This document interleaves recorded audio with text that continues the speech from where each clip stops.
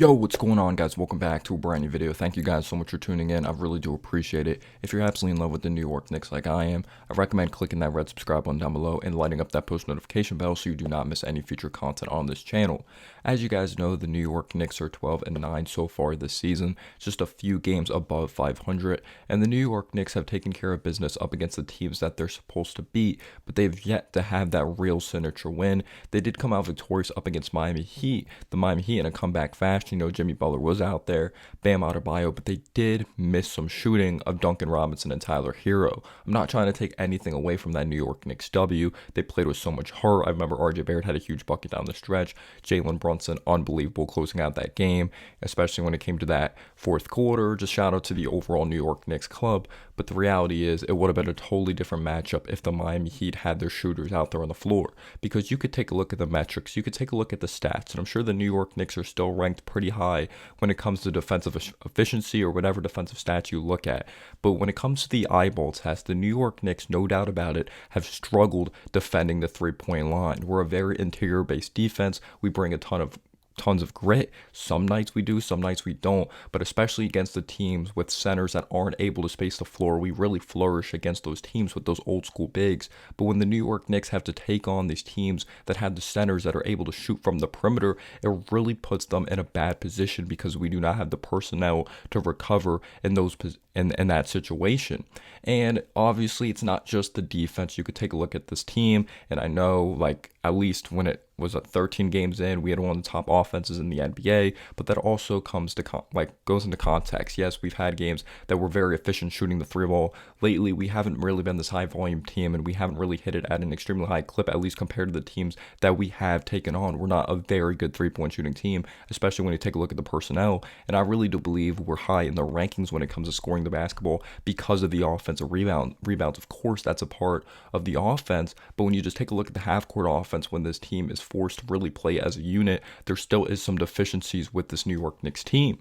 But I wanted to start off talking about the defense, at least in this video, going back to the perimeter shooting. Like, for example, if the Knicks take on a Miles Turner, they take on a Brook Lopez, a Kristaps Porzingis, they really struggle against those guys. We have yet to take on the Indiana Pacers yet this season, but we've played the Milwaukee Bucks, we've played the Boston Celtics 3 times, and we were not able to come out victorious versus the Celtics. By the way, I miss them having Robert Williams and Malcolm Brogdon, because them adding a brand new element of Kristaps Porzingis being able to space the floor, we just match up very terribly against this team. The physicality of Drew Holiday, as we've really matched up well against that team in the past when they had Brogdon, they had Grant Williams, they still had Robert Williams on the roster.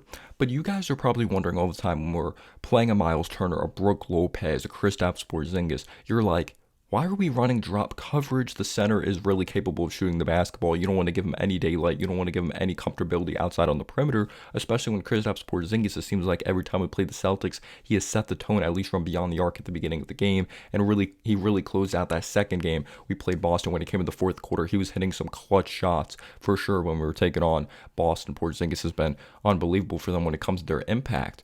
But when you take a look at the team, yes, it's confusing. It's like, why are we running drop coverage? He could shoot the basketball, but it comes down to the individual defenders on this team. Do we have them? And the lack of size. So we're forced to send help. So Mitchell Robinson on this one play when we took on the Boston Celtics last game, it's his assignment, Mitchell Robinson, to defend a Kristaps Porzingis, obviously, but we have him in drop coverage. Kristaps Porzingis sets a screen with Jason Tatum having the basketball, and because Jason Tatum has a few inches on RJ Barrett, and because RJ Barrett's out of position, Jason Tatum is driving downhill. We don't want to give him a clean opportunity, so Mitchell Robinson is forced to slide over and help there. And then if you take a look at Julius Randle, you have Jaylen Brown in the corner. Yes, Julius Randle can rotate over, but then that's an easy read for Jason Tatum, getting the defense to collapse and kicking it outside of the perimeter. So with Mitchell Robinson rotating and having to help, it leaves Porzingis open for a three. And the reason why we have to help is because, as much as I like RJ Barrett, he's not a consistent positive on the defense side of the basketball. So we have no choice but to send help because Tatum is a very physical body, and there would be barely anyone near the basket because Mitchell Robinson needs to send help there. And I mentioned Julius Randle. If he sent help, it would have been a clean look for Jaylen Brown. So we don't have the size there.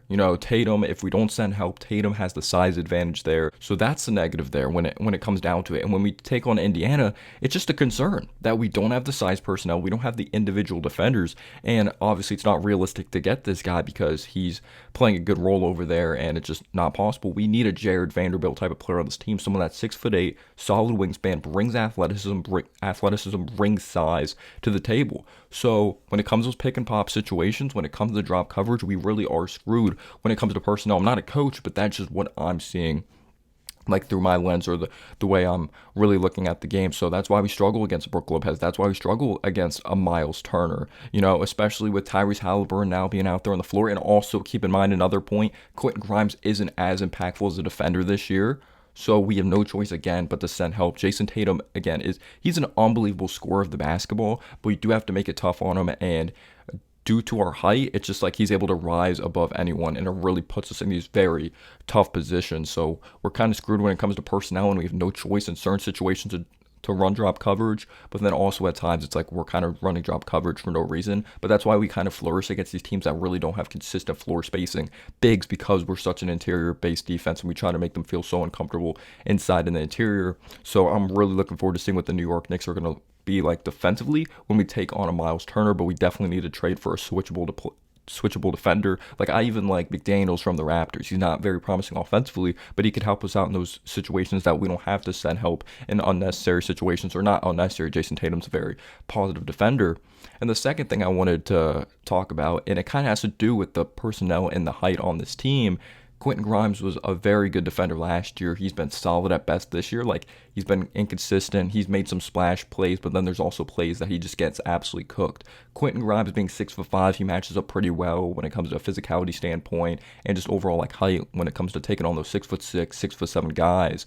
But we don't have the personnel to defend a Brandon Ingram. Like, when we took on the Pelicans, we just got absolutely exposed because Ingram has a few inches on Quentin Grimes. Quentin Grimes can play as physical as he wants and try to knock him off his spot, but Brandon Ingram has such a high set point that it seems like Quentin Grimes isn't even there and he's just able to rise right above him. Josh Hart is another example. When Josh Hart was playing suffocating defense on Chris Middleton, Josh Hart was playing good defense. We're playing with Hart, or it looked like we're going to have a little bit of a comeback when it came to the latest game, when it came to the fourth quarter up against, or kind of a run against the Milwaukee Bucks, and obviously we got destroyed. But when Josh Hart was playing defense, it was like we're going on a little bit of a run until the Bucks took over, and then Chris Middleton was just able to rise right above Josh Hart, even though it was good defense, because of the lack of size there, because Middleton has a couple inches on him. So that's the issue with this team. Like, Josh Hart rebounds very hard. We have gritty players, but at the end of the day, you do need the length. You do need the height out there, especially when it comes to perimeter. So we get exposed in that department. When we go to the playoffs, if we take on taller players, like, that's why I feel like we matched up pretty well against Cleveland, because Jared Allen and Mobley can't space the floor. Mobley can't space the floor yet in his career. Donovan Mitchell, he rises very high, like above defenders, but the reality is he's only a 6'1", 6'2" guard, and Darius Garland's not the tallest in the world as well. So that's why we matched up very, very well against them, in my opinion. But yeah, when we take on those taller guards, it just seems like they're just able to rise above anyone, and we don't have the personnel to keep up with them. And I feel another thing, we put too much of responsibility for Mitchell Robinson. I know Mitchell Robinson is that guy that's supposed to anchor the middle, but he does need some help. And I do like that he's averaging more steals this year, but it also puts us more in a risky situation, because the main reason why Mitchell Robinson is being asked to do so much, defend the interior and even like step up when it comes to mid-range and defend that area, is that Julius Randle hasn't been a very consistent disruptive defender this year. He's never really been that. He, like, his first year with the Knicks, I thought he was or second year with the Knicks, virus year, I thought he was very disruptive, but he's someone that's damn near 6'10", 7-foot wingspan, and he's very, very strong, but he's not very disruptive around the rim. I know Mitchell Robinson blocks shots, but when Robinson isn't out there, like, Julius Randle's never averaged a block for his career. You could say that's not his game, but he needs to learn to be more disruptive and make those game-changing plays that give us momentum. So that's just one thing I wanted to add. It's not just Julius Randle, by the way, but we're just asking Mitchell Robinson to do so much from a versatile standpoint. And you could say like the Grizzlies do that with Jaren Jackson Jr., but the way this team is built, you just can't do that because you have Brunson, who I love. He is not a positive defender out there on the floor. He's going to make some gritty plays. He's going to draw charges, which I really appreciate. He's going to do what does best when it comes to sacrificing his body, but he's not a good individual one-on-one defender. Dante DiVincenzo lacks the size, even though he could pick guys' pockets and clog the lanes very well. So you have a 6'4" guard right there at the shooting guard position. Brunson 6'1". RJ Barrett, he's going to have nights that he plays well defensively and he doesn't, but that's 6'6". We lack the size and physicality right there. So, and also when you take a look at it, or the way our team is built as well, yes, when you take a look at it, we're not in the position because like we lack size. There's teams out there, like obviously the Warriors is a lazy comparison, but there's smaller teams. It's like, all right, we give up things defensively, but we're an excellent 3-point shooting team. Like we can't afford to give up 3-pointers because we can't consistently respond with the three. The Indiana Pacers aren't a good defensive team consistently, but they're such an offensive juggernaut because they could push the pace, because they're so good at shooting the three ball. They have an identity on the offense side of the basketball, which the Knicks are kind of a mess there. Next up, I'm going to talk about discipline at the 3-point line, because this is something that is really irritating, and it's not just a floor spacing bigs. Like, for example, when we took on the Detroit Pistons, who have been awful basketball team, which we almost lost to, but at the end of the day, the New York Knicks were able to clean up things when it came to that fourth quarter and go on an insane run. Jalen Brunson erupted, I believe, for 41 points. Like, you shouldn't need Jalen Brunson to score 41 points to win that game. You need more of an overall team contribution, the way RJ struggled. It was just extremely disappointing. I know Julius Randle stepped up to the plate and played extremely well, but they don't have that floor spacing big. Jalen Duren isn't someone that stretches outside the perimeter and shoots threes. You know, Isaiah Stewart will occasionally do that, but Cade Cunningham, who's been pretty inefficient this year, I know he's been pretty better lately, but he probably did his best game of the season against us. He knocked down he was very consistent when it came to knocking down the shots from mid-range, from the outside, driving in the interior. So we don't have that threat to worry about. They didn't have that threat to worry about when it came to shooting the three ball from deep. And like, there's undisciplined, like we fall for pump fakes outside on the perimeter, mostly RJ. I'm not trying to just put it on RJ, but I feel like we see it the most from RJ, that I'm like, there he goes. He's just flying right by. That's a clean look from three.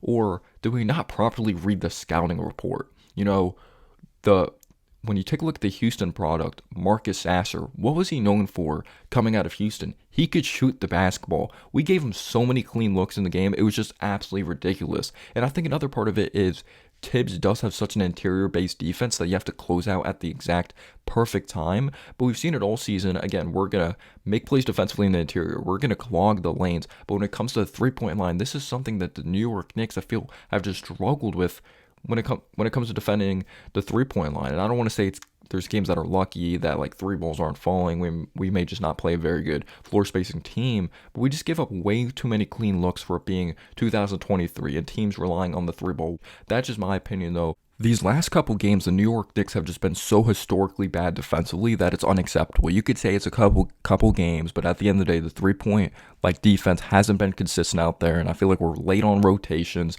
But just listen to this. This is just absolutely unacceptable. I don't care how good the Celtics are. You know, it didn't happen to any other team, just us. So we gotta hold ourselves accountable. And I understand the Bucks hit some very tough shots in that game.